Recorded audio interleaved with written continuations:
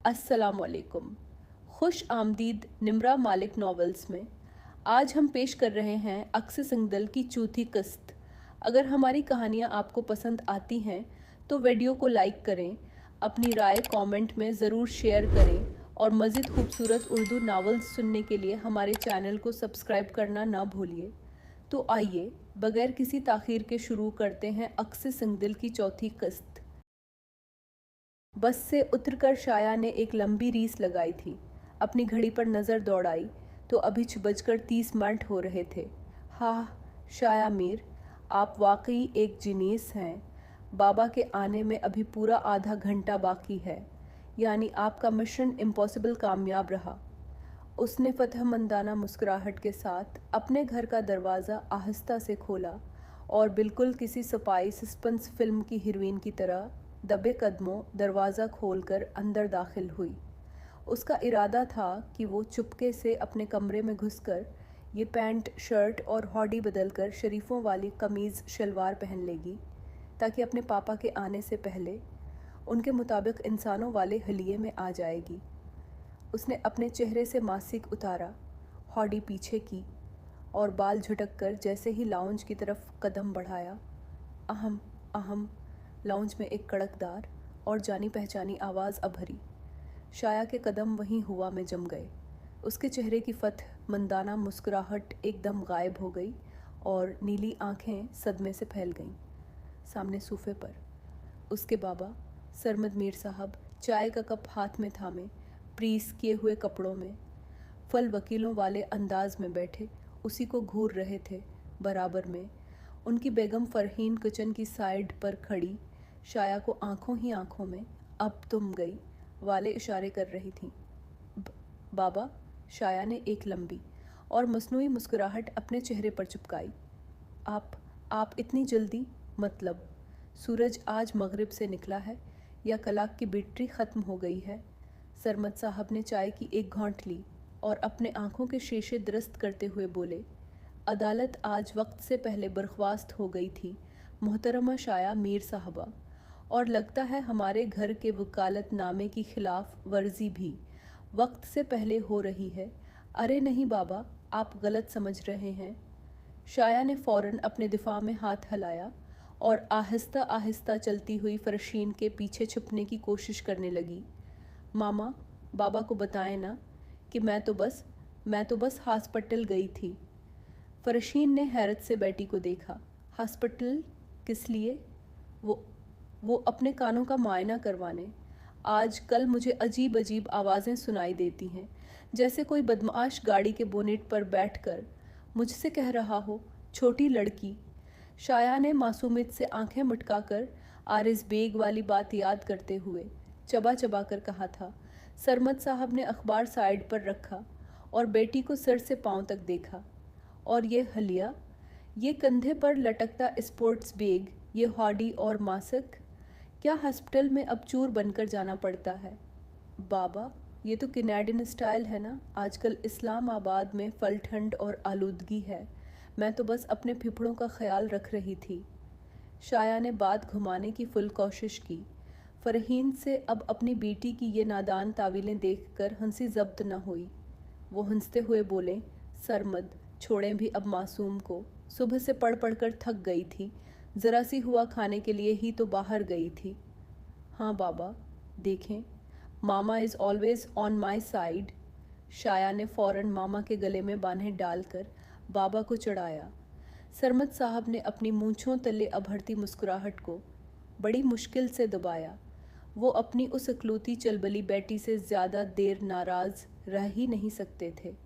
उन्होंने चाय का कप टेबल पर रखा और बोले, ठीक है, लेकिन इस कैनेडियन स्पाई को कहीं के जाकर मुना हाथ धोए और शरीफ बच्चों की तरह इंसानों वाले हिलिये में आए, वरना आज के डिनर का मेनू तब्दील करके सिर्फ टिंडे बना दिए जाएंगे। टिंडे? नव्वो बाबा, इट्स अ क्राइम। शाया ने ड्रामाई अंदाज में दिल पर हाथ रखा।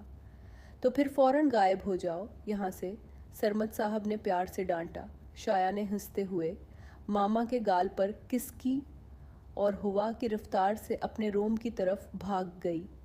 सरमद साहब ने उसके जाते ही فرحین کی طرف دیکھا اور مسکرا دیے۔ یہ لڑکی بھی نہ بالکل آپ پر گئی ہے فرحین، ایک منٹ کے لیے گھر میں خاموشی نہیں رہنے دیتی، اور آپ کی طرح وکیل بننے کے چکر میں باتیں بنانا سیکھ گئی ہے، فرحین نے ہنس کر جواب دیا۔ رات کا سنسان پہر اب ڈھل رہا تھا اور جیپ کے ہیڈ لائٹس کی روشنی کچے راستے پر پھیلے اندھیرے کو چیرتی ہوئی آگے بڑھ رہی تھی۔ جیپ کا اسٹیئرنگ زرکا کے مضبوط اور بااعتماد ہاتھوں میں تھا۔ ونڈو اسکرین کے پار رات کی ٹھنڈی ہوا اس کے چہرے سے ٹکرا رہی تھی، مگر اس کی خوبصورت چمکدار ہیزل گرین آنکھوں میں ایک عجیب سا اطمینان اور سکون تھا۔ آج پھر اس نے اپنے بابا کے لگائے ہوئے انصاف کے درخت کو ایک اور طاقتور سائے سے نوازا تھا۔ کچھ ہی دیر میں جیپ حویلی کے بھاری نقش و نگار والے لکڑی کے دروازے سے داخل ہوئی۔ حویلی کے رکھوالوں نے احتراماً سر جھکا کر راستہ دیا۔ زرکا نے جیپ کو پورچ میں روکا اور اپنی بھاری گہرے بھورے رنگ کی گرم چادر کو اپنے کندھوں پر دوبارہ درست کیا۔ اس کی چادر کے نیچے سے جھانکتے ہوئے اس کے جنجر براؤن بال، گوری چٹی پشتونی رنگت اور دراز پلکیں اس کے حسن کو ایسا سحر بخشتی تھیں کہ شہر کی بڑی سے بڑی حسینہ بھی اس کے آگے پھیکی لگتی۔ وہ واقعی ایک سچی نڈر پٹھانی تھی۔ وہ جیپ سے نیچے اتری اور سیدھی اپنے والد سردار جبران خاں کے کمرے کی طرف بڑھنے لگی تاکہ انہیں آج کی بیٹھک کی خبر دے کر ان کا دل ہلکا کر سکے کہ اچانک مرکزی لاؤنج کی طرف سے ایک کڑکدار اور بپھری ہوئی آواز آئی، آ گئی سردارنی صاحبہ۔ زرکا کے قدم پرسکون انداز میں وہیں تھم گئے۔ اس نے گردن موڑ کر دیکھا، سامنے اس کی والدہ بی بی گلالی اپنے سخت اور روایتی حلیے میں شال اوڑے ہاتھ میں تسبیح لیے کھڑی تھیں۔ ان کے چہرے پر شدید ناگواری اور خفگی صاف نظر آ رہی تھی۔ بی بی گلالی ایک انتہائی سخت مزاج اور روایات کی پکی خاتون تھیں۔ وہ اپنی اکلوتی بیٹی زرکا سے بے انتہا محبت کرتی تھیں، مگر ان کی خواہش تھی کہ ان کی بیٹی کسی عام پشتون حویلی کی شریف اور گھریلو لڑکی بنے، جو برتن، کپڑے اور پردے کے پیچھے کی زندگی سنبھالے۔ وہ زرکا کو سردارنی بننے کے بالکل خلاف تھیں، کیونکہ ان کے نزدیک سرداری مردوں کا کام تھا۔ مگر زرکا کے والد سردار جبران خاں شدید بیمار اور صاحب فراش تھے اور ان کا کوئی بیٹا نہیں تھا۔ زرکا نہیں چاہتی تھی کہ اس کے باپ کی اتنی دہائیوں کی عزت اور پگڑی کسی غیر یا ظالم رشتہ دار کے ہاتھ میں جائے۔ اسی لیے اس نے خود تمام پرانی رسموں اور رشتوں کو ٹھکرا کر اپنے باپ کی گدی سنبھالی اور قبیلے کی پہلی خاتون سردارنی بنی۔ جی ماں، میں آ گئی، زرکا نے احترام سے مگر بے خوف اور پروقار لہجے میں کہا۔ رات کے اس پہر غیر مردوں کے بیچ بیٹھک میں فیصلے سنا کر آ رہی ہو زرکا؟ بی بی گلالی آگے بڑھیں۔ ان کی آواز میں شکوہ اور غصہ دونوں تھا۔ خدا کا خوف کرو زرکا، کون سی لاکیریں پار کر رہی ہو تم؟ کوئی دیکھے گا تو کیا کہے گا کہ جبران خاں کی بیٹی مردوں کی طرح جیپ چلاتی ہے، بندوقیں سنبھالتی ہے اور فیصلے کرتی ہے۔ تمہارے لیے کوئی شریف گھریلو رشتہ ڈھونڈ کر تمہیں رخصت کرنا چاہتی تھی میں، اور تم اس حویلی کو کوٹ کچہری بنا کر بیٹھ گئی ہو۔ زرکا نے ایک دھیمی اور تحکم بھری مسکراہٹ کے ساتھ اپنی ماں کو دیکھا۔ وہ اپنی ماں کی اس سخت گہری اور پرانے خیالات کی عادی تھی۔ ماں، زرکا نے نرمی سے ان کے قریب جا کر ان کا ہاتھ تھاما، اگر میں ان رسموں اور روایات کے پیچھے چھپ جاتی تو آج اس معصوم شمسا کا خون اسی گلی میں بہہ چکا ہوتا، لوگوں پر ناانصافی کی جا رہی ہوتی اور میرے خام بابا کی گدی پر کوئی ظالم بیٹھا ہوتا۔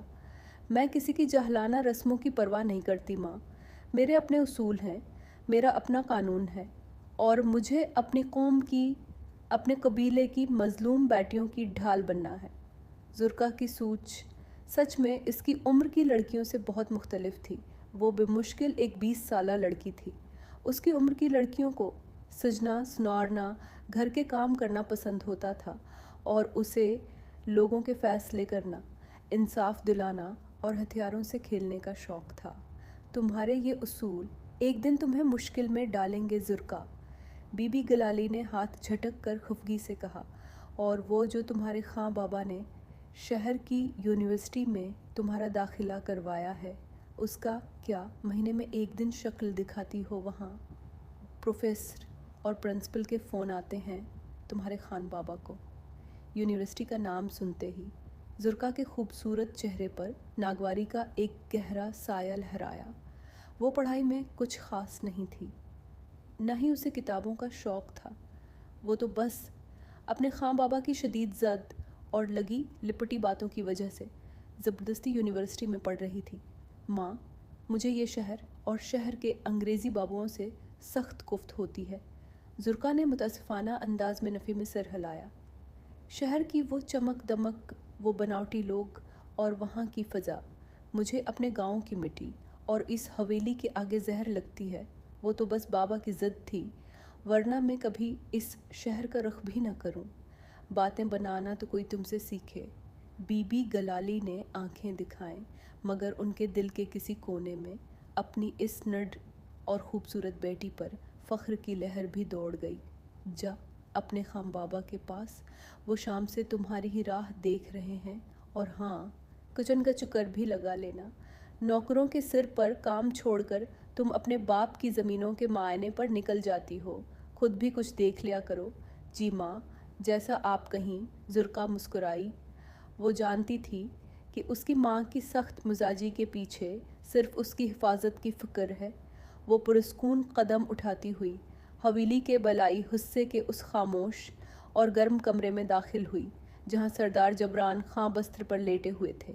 وہ ایک نرم دل، انتہائی بااخلاق اور انصاف پسند انسان تھے جن کا سایہ پورے علاقے کے لیے نعمت تھا۔ خاں بابا، زرکا نے انتہائی محبت سے پکارا اور ان کے بستر کے پاس رکھی کرسی پر بیٹھ کر ان کا بوڑھا کمزور ہاتھ اپنے دونوں ہاتھوں میں لے لیا۔ جبران خاں نے دھیرے سے اپنی آنکھیں کھولیں اور اپنی بیٹی کا مسکراتا رعبدار چہرہ دیکھ کر ان کے بوجھل چہرے پر خوشی کی چمک آ گئی میری سردارنی، جبران خاں کی بھاری مگر نقاہت زدہ آواز گونجی۔ سنا ہے آج پھر تم نے کسی کا حق ڈوبنے سے بچایا ہے، آپ ہی کی تربیت ہے خاں بابا۔ زرکا نے عقیدت سے ان کے ہاتھ کا بوسہ لیا۔ جب تک آپ کا یہ خون میری رگوں میں دوڑ رہا ہے، اس گدی سے کبھی ناانصافی کا فیصلہ نہیں نکلے گا۔ جبران خاں نے پیار سے اپنی بیٹی کے جنجر براؤن بالوں پر ہاتھ پھیرا۔ انہیں اپنی اس شیرنی پر بے انتہا مان تھا، لیکن پھر بھی ان کے ذہن میں ایک خدشہ تھا۔ انہیں خدشہ تھا زرکا کا یہ نڈرپن اور انصاف پسندی اسے کسی بڑے خطرے میں نہ ڈال دے۔